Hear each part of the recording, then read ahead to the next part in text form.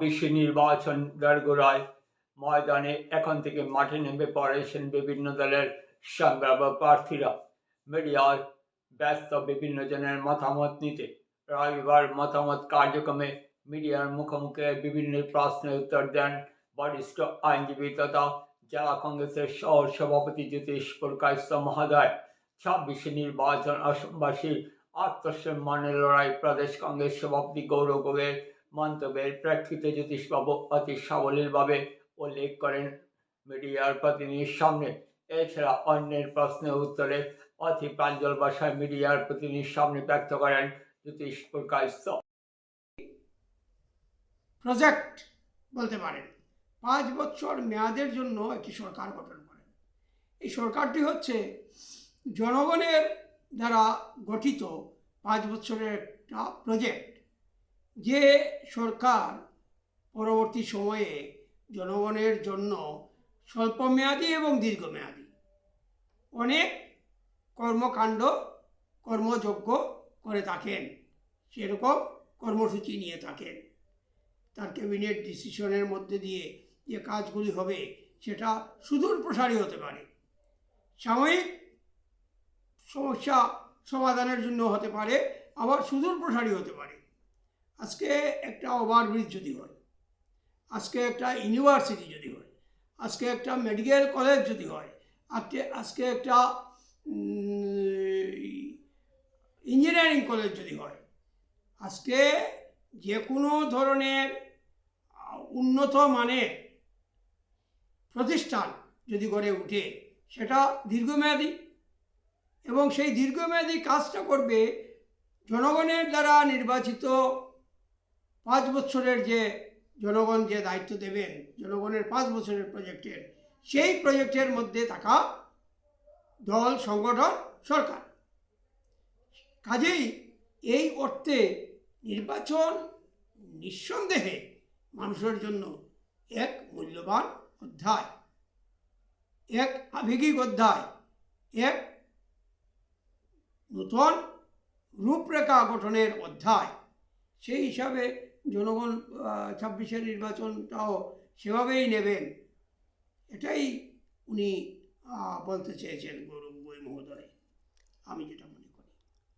আপনার কাছে দ্বিতীয় প্রশ্ন, যেহেতু সংসদ পদ্মত বদলের নেতৃত্বে রাজ্যের প্রদলিত রাজ্যের কংগ্রেস একটা বিশেষ নেওয়া হয়েছে, যে মাধ্যমে জনগণের, সাধারণ জনগণের মতামত নেওয়া হবে এবং সেই মতামত নির্বাচনী ইশতেহারে চূড়ান্ত করা হবে। এটি কংগ্রেসের একটি বিশেষ প্রয়াস। আপনি কি মনে করেন এটি সময়োচিত পদক্ষেপ? দেখুন, এটাও নির্বাচন আসলে পরেই নির্বাচনের একটা ইশতেহার থাকে, প্রতিটা নির্বাচনের একটা ইশতেহার থাকে, কারণ ডেভেলপমেন্ট তো এমনি এমনি হয় না।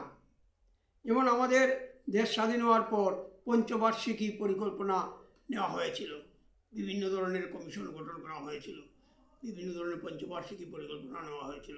এই পরিকল্পনাগুলোর মধ্যে দিয়ে দেশ অগ্রগতি শিখরে পৌঁছেছে। আজকে আমরা যে দেশটা দেখছি, সেই দেশের রূপকার কে? সেই দেশের রূপকার জওহরলাল নেহেরু, সেই দেশের রূপকার স্বাধীনোত্তর ভারতবর্ষের সরকার। এই দেশে আজকে যে দেশটাকে আমরা পেয়েছি, ডিজিটালাইজড ইন্ডিয়া হিসাবে যে দেশটাকে আমরা পেয়েছি, পাচ্ছি, বা আরও অগ্রগতি আমরা দেখব, কিন্তু সেই অগ্রগতির বুনিয়াদ গড়ার যে রূপকার, সেই রূপকারকে জওহরলাল নেহেরু নিঃসন্দেহে, শ্রীমতী ইন্দিরা গান্ধী নিঃসন্দেহে, এবং তারপর computerised India, computerised section open করার নায়ক রাজীব গান্ধী, শ্রীযুক্ত রাজীব গান্ধী মহোদয়। সুতরাং এই যে সময়ে ভারতবর্ষ অত্যন্ত সীমিত ক্যাপিটাল থেকে ভারতবর্ষ বাড়তে শুরু করে, এবং ভারতবর্ষের এই ইস্পাত শিল্প, রেল শিল্প, মোটর শিল্প, অ্যারোড্রাম, ইউনিভার্সিটি, বিভিন্ন college, technical engineering college, IIT, এই সমস্ত মেডিকেল কলেজ, এই সমস্ত জিনিস এই সময়ের মধ্যে গড়ে উঠেছে। রাস্তাঘাট এই সময়ের মধ্যে গড়ে উঠেছে। ভারতবর্ষ এক সুন্দর ভারতবর্ষ হিসাবে আত্মপ্রকাশ করার সুযোগ এই যে সময়টাকে আমাদের অপোজিট পার্টি, আজকের শাসক দল বলে দেখেন 70 বছর ভার্সাস তাদের ওই কি 10, 13, 14 বছর হয়েছে, এইভাবে বলে থাকেন। তো সেই 70 বছর ভারতবর্ষকে যা দিয়েছে সেটা এমনিতে হয়নি, সেটা তার রূপকাররা একটা চিন্তা চর্চা করেছেন এই সময়ে আমরা কি কাজ করব। এই যে কাজ করব, যে টাস্ক, সেই টাস্কটা নিজেরা যে টাস্কটাকে নেওয়া হয় সেই টাস্কটাকেই ম্যানিফেস্টো বলা হয়। সেই টাস্কটা জনগণের সাথে মিলে জনগণ কি ভাবছেন, কি কি করলে জনগণের আরও বেশি উন্নয়ন হবে, আরও বেশি সুবিধা হবে, জনগণকে আরও বেশি কাজ পাইয়ে দেওয়া যাবে, জনগণকে আরও বেশি কাজে যুক্ত করা যাবে, বা দেশের কর্মকাণ্ডের সঙ্গে কর্মযজ্ঞের সঙ্গে জনগণকে যুক্ত করা যাবে। কারণ দেশটা হচ্ছে for the people, of the people, by the পিপুল।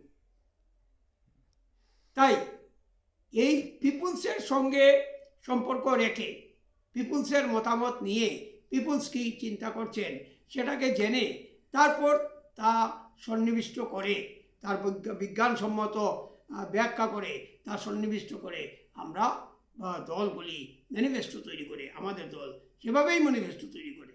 আর এই ম্যানিফেস্টো তৈরি করতে গিয়ে জনগণের কাছে যাওয়া অত্যন্ত আবশ্যক। যেমন উদাহরণ হিসাবে আমি আপনাকে বলতে চাই, ধরুন আজকে যদি করিমগঞ্জ এসে আমার ম্যানিফেস্টো কমিটির যে নায়ক, ম্যানিফেস্টো কমিটির যে নেতা, ম্যানিফেস্টো কমিটির যে মুরব্বী, আমাদের এমপি প্রদ্যুৎ বরদলৈ মহোদয়, উনি যদি এসে কান পাতেন, উনি যদি এসে কথা বলেন, উনি প্রথমেই শুনতে পারবেন যে বরাকের যে 15টা বিধানসভা আসন ছিল, আজকেও 15 জন এমএলএ বরাকে বিদ্যমান, অথচ আগামী সময়ে 26-এ যে ইলেকশন হবে সেই ইলেকশন হবে 13 জন বিধায়কের জন্য, অর্থাৎ 2 জন বিধায়ক বরাক থেকে কমিয়ে দেওয়া হলো। এবং এই 2 জন বিধায়ককে এই দুটা আসন টোটাল 126 থেকে কমলো না, বরাকের 15টা থেকে কমলো, আর এই দুটা নিয়ে ব্রহ্মপুত্র বেলির অন্যত্র বৃদ্ধি করা হলো।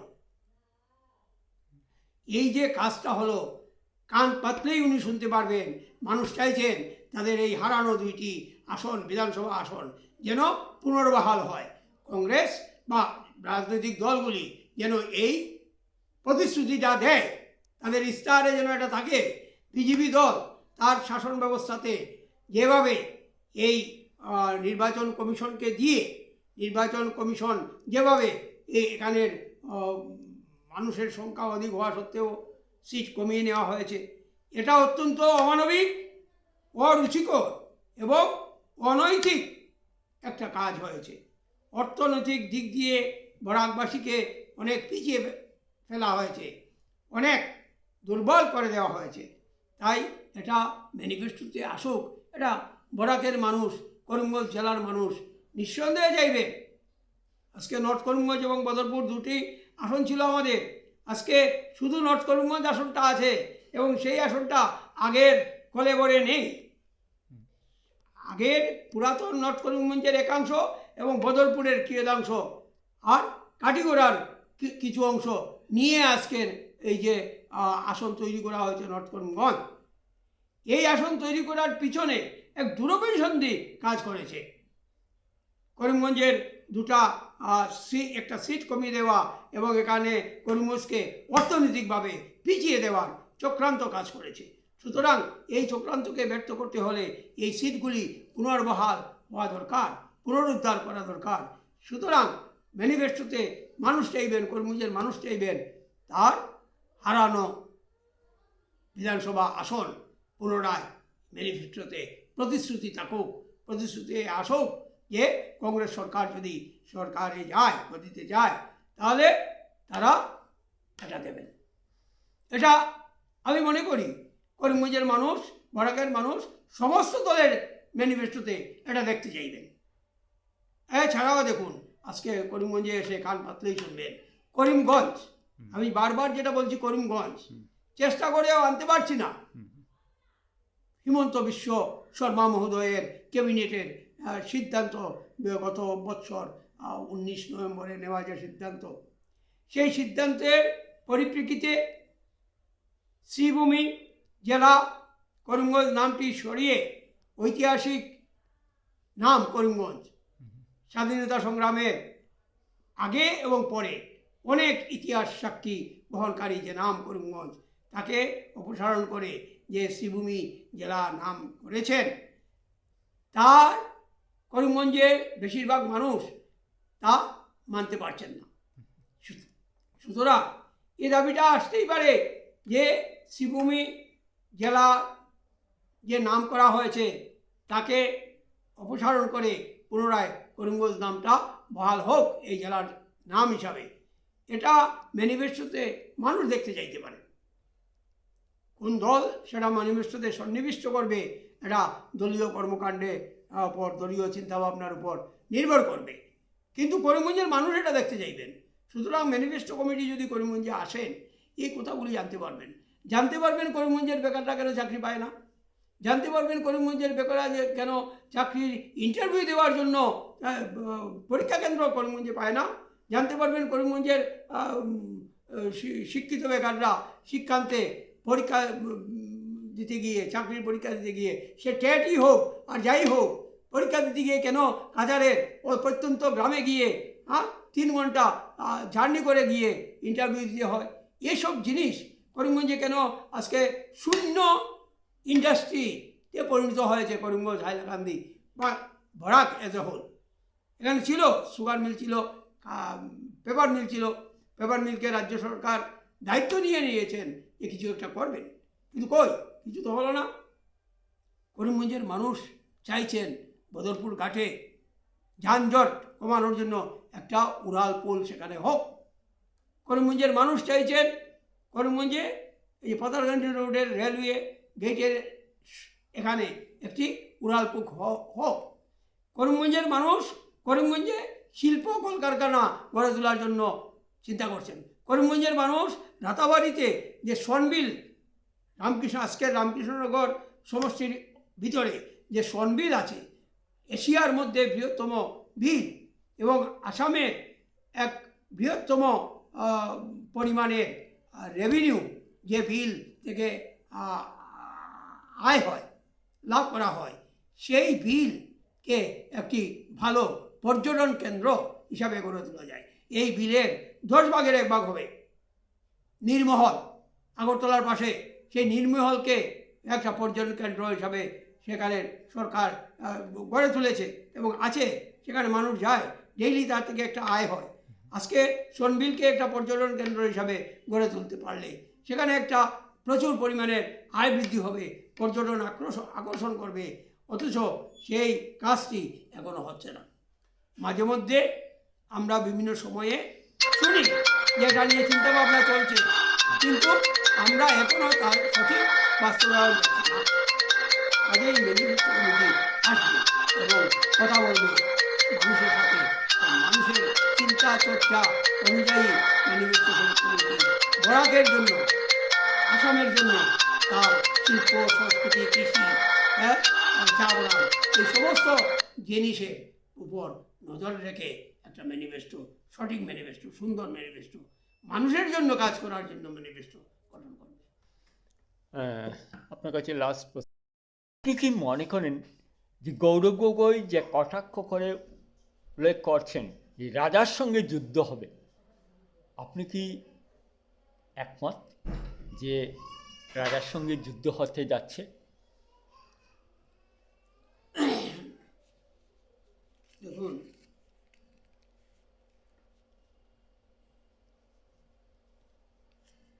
পৃথ্বীরাজ একবার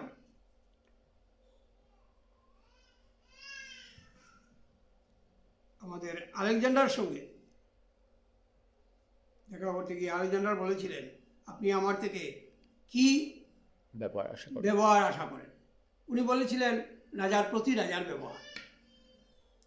অর্থাৎ কথাটা আমরা অন্যভাবে প্রায়ই বলে থাকি, শেয়ানে শেয়ানে দুস্তি আর শেয়ানে শেয়ানে কুস্তি, এবং যে যে মাপে সে সেই মাপের কথাগুলি বলবে।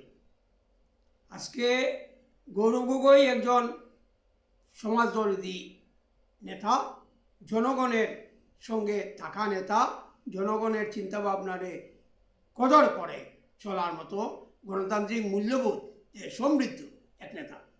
অন্যদিকে আইনকে মান্যতা দিয়ে চলা নেতা। অন্যদিকে গৌরব গগৈ এই কথাটা যাকে উদ্দেশ্য করে বলছেন, এটার ব্যাখ্যা গৌরব গগৈ ভালো দিতে পারবেন।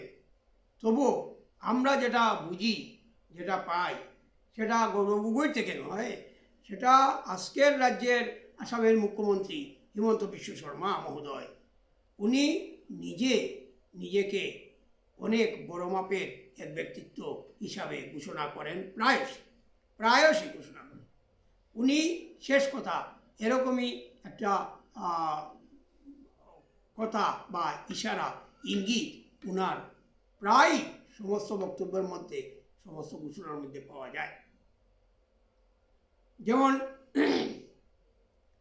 কেউ অ্যারেস্ট হলে পরে কতদিন জেলে থাকবে, বেল হবে কিনা, সে কথা উনি বলে দিতে পারেন। কেউ মারা গেলে পরে, খুন হলে পরে সেটা খুন হয়েছে এবং আসামি চার্জশিট কবে পর্যন্ত দেওয়া যাবে সেটা উনি বলে দিতে পারছেন। এরকম অনেক কাহিনী যেটা অপরিচিতদের এখানে থাকতে দেব না বলে বলছেন, অথচ অপরিচিত কারা সেটার ব্যাখ্যা নেই। যারার বুটে উনি নির্বাচিত হয়েছেন, যারার বুটে সরকার নির্বাচিত হয়েছে, যারার বুটে বিধানসভার 126 জন বিধায়ক নির্বাচিত হয়েছেন, তাদের মধ্যে একটা অংশকে যদি উনি মিন করেন অপরিচিত বলে এবং তাদেরকে থাকতে দেবেন না বলে, এটা এক চূড়ান্ত গণতান্ত্রিক, চূড়ান্ত একনায়কত্ব সুলভ মানসিকতা উনি দেখাচ্ছেন। সেই দিক থেকে যদি গৌরব গগৈ মহোদয় উনাকে রাজা বলে থাকেন, আমি মনে করি না এটা খুব অত্যুক্তি হয়েছে। খুব অত্যুক্তি হয়েছে এটা আমি মনে করি না। তো সেই জায়গাতে দাঁড়িয়ে আমি বলতে পারি যে হিমন্ত বিশ্ব শর্মার সঙ্গে আজকের আসামের জনগণের লড়াই। আজকের এই নির্বাচনটা একদিকে গৌরব গগৈর নেতৃত্বে, একদিকে কংগ্রেসের সঙ্গে এক জোট শক্তি থাকবে, যেখানে থাকবে মানুষের শক্তি, আর একদিকে থাকবেন হিমন্ত বিশ্ব শর্মা মহোদয়, আমাদের মাননীয় মুখ্যমন্ত্রী, এবং উনার অনুসারীরা। সুতরাং এটা পরিষ্কার যে আসামের জনগণের নেতারা, তাদের জোট শক্তি বনাম হিমন্ত বিশ্ব শর্মা যে নেতৃত্বের লড়াইটাই হবে আগামী দিনে 26-এর নির্বাচনে। যে নির্বাচন কথা বলবে উচ্ছেদ চাই কি চাই না, যে নির্বাচন কথা বলবে আজান পীরের, শঙ্কর আজানের দেশ আসাম না, শঙ্কর আজানের দেশ নয় আসাম, যে নির্বাচন কথা বলবে আসামের সমস্ত জাতি, উপজাতি, সমস্ত জনজাতি, আদিবাসী, পাহাড়, বয়াম, সব স্তরের মানুষ, সব ধর্মের মানুষ, সব বর্ণের মানুষ এই আসামে থাকতে পারবেন কি পারবেন না, সব ভাষাভাষী মানুষ আসামে থাকতে পারবেন কি পারবেন না, এই কথাগুলি বলবে আগামী নির্বাচন, 26-এর নির্বাচন। সুতরাং এই কথাগুলি বলার জন্য একদিকে গৌরব গগৈর নেতৃত্বে, গৌরব গগৈর সঙ্গে জোট শক্তির নেতৃত্বে সমস্ত আসামের জনগণের শক্তি, আর একদিকে আমাদের মাননীয় মুখ্যমন্ত্রী হিমন্ত বিশ্ব শর্মা। দেখা যাক 26 কি বলে।